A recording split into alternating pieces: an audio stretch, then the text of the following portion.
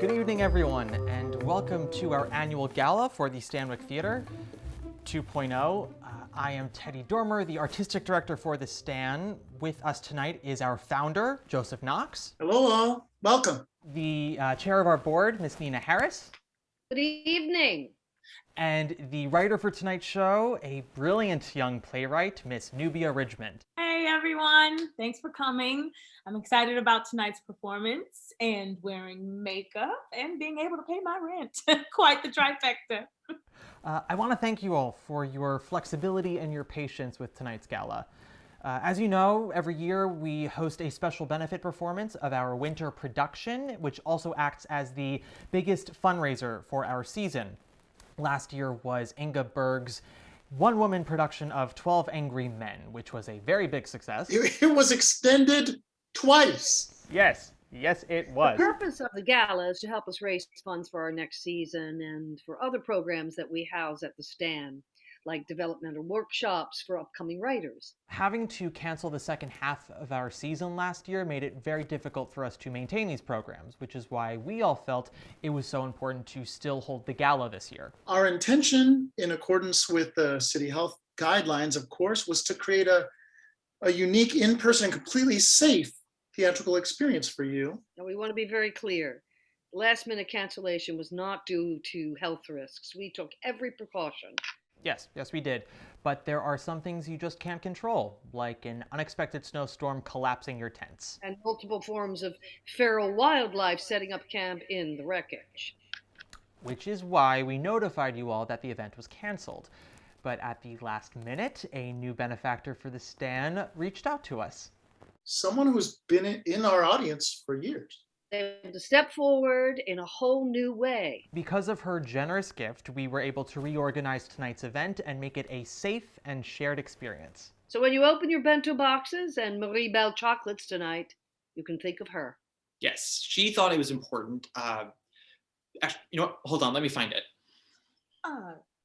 Did you say Mary Bell Chocolates? Yes, I did. Here it is. She felt it was important that we be united as an audience with both our love for the arts and with our dinner menu. And as a way of saying thank you, Teddy asked her to say a few words before tonight's performance. Yes, so before we begin, You Don't Even Go Here by Nubia Ridgmond. If you all would share your time with a humble fellow lover of theater and nurturer of drama, Please welcome Mrs. Sorken. Dear theater goers, welcome, and how lovely to see you. I am here tonight to talk to you about the theater and why we all leave our homes to go and see it when we can. I wrote down some comments for you, but I can't seem to remember where I left them.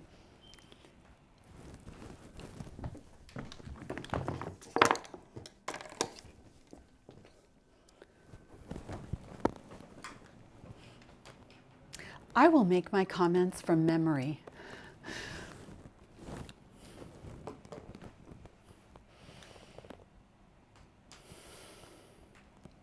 Drama. Let's begin with the etymology, shall we? Etymology, which is the history of the word. The word drama comes from the Greek word dran, meaning to do, and connects to the English word drain, meaning to exhaust one totally, and to the modern pharmaceutical tablet, Dramamine, trade name of a drug used to relieve seasickness, air sickness, and general nausea. Or nausea, as Jean-Paul Sartre might say, perhaps over a cup of espresso in a Paris bistro. Oh, I do love Paris in the spring. Or would, if I had ever been. Mr. Sorken and I haven't done much traveling. Maybe after he dies, I'll go somewhere.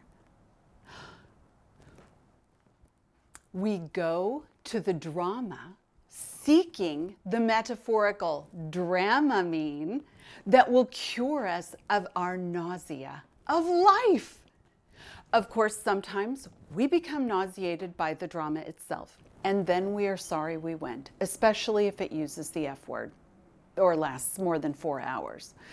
I don't mind a leisurely play, but by 10:30, I want to leave the theater and go to sleep. If only someone would renew my prescription for Seconal.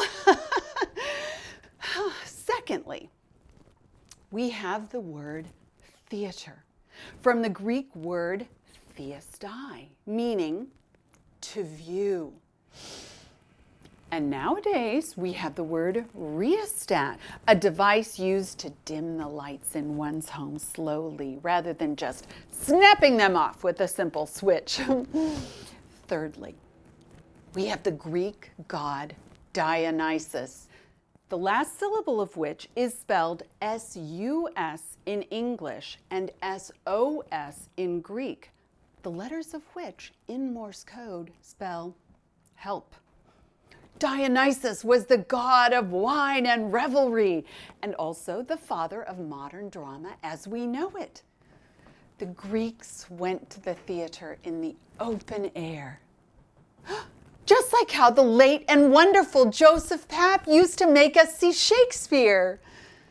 Shakespeare's language, very difficult for us to understand in the modern era. But how much easier when there is a cool breeze and it's for free. If it's hot and I have to pay, well, I don't much like Shakespeare. I'm sorry. I shouldn't have said that. He's a brilliant writer, and I look forward to reading all 750 of his plays, although not perhaps in this lifetime. But back to the Greeks. The Greeks went to the theater expecting the drama they saw to evoke terror and pity. Nowadays, we have enough terror and pity in our own lives. And so rather than going to the theater looking for terror, we go looking for slight irritation. And rather than looking for the theater to evoke pity, we look merely for a generalized sense of identification, as in, Evita was a woman. I am a woman. Fosca from Passion should have those moles removed, and I do know a good dermatologist. Sweeney Todd is a barber. I go to the hairdresser.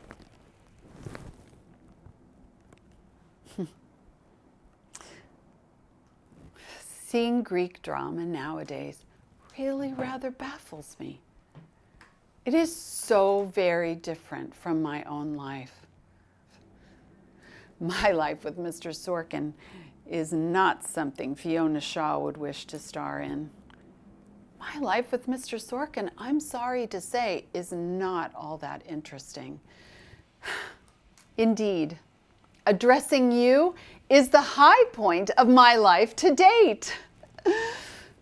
But back to my theme, drama, from the Greek word dran. When we leave the theater, we return to our homes feeling drained. And if it's been a good night in the theater, we leave feeling slightly irritated and feeling some identification with Evita or Fosca or that poor Mormon woman from Angels in America. And so drained, we get into our nightgown. We adjust our rheostat from light to darkness. We climb into bed next to Mr. Sorken, and we fall into a deep REM sleep, dreaming God knows what mysterious messages from our teeming unconscious. And then in the morning, we open our eyes to the light of a new day. Light. From the Greek word lukos, meaning white, the Latin lumen, meaning illumination, in German der Licht, in French la lumière, All art leads to light. Plants need light to grow. My people need art to grow. Oh, but there is some connection between theater and light and people and plants that I am striving to articulate. It's about photosynthesis, I think, which is the ingestion of light that plants go through in order to achieve growth. You see, photo is from the Greek word phos, meaning light, and relates to phosphorescence, which is the light given off. And synthesis is from the Greek prefix syn, meaning together, and the Greek word tithanai, which is to place, to put. Photosynthesis, to put it together with light.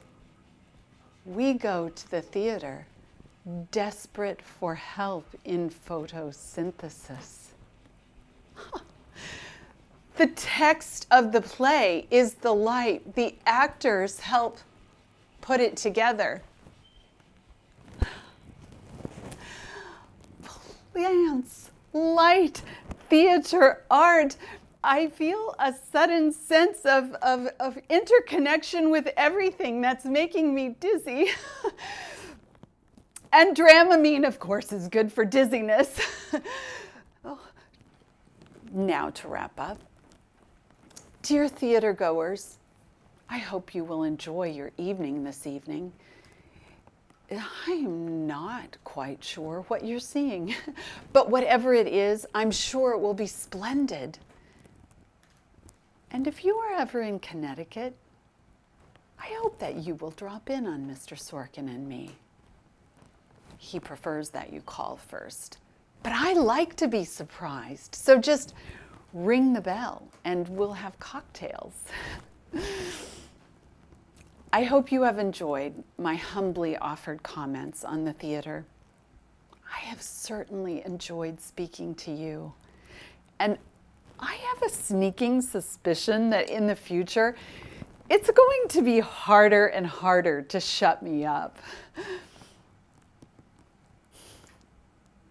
Thank you, Mrs. Sorken. That was very... Right? I'm just... We all are, Joseph. I don't think any of us will forget that. No, but we are definitely going to Connecticut. Good to know. Nubia, anything to add? Photo-fucking-synthesis. Sorry, Mrs. Sorken.